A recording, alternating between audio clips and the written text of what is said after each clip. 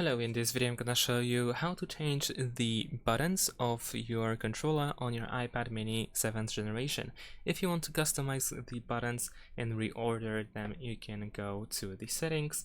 In the settings you want to go to general settings and then go to game controller. Of course, your controller has to be connected to your iPad, so make sure to use Bluetooth in order to connect with your controller. Once it is connected, you can go to the game controller settings. Then you can add a profile and you can, for instance, adjust the haptic feedback, but also you can remap these buttons. So of course they are all set to default. However, if you want to, in my case, in the case of the Xbox controller, I can change the A button to be actually B button instead. So this is how we can remap the controller. Once you are done with your setup, press done, and there we go. You can also tap on the controller in order to choose a different profile.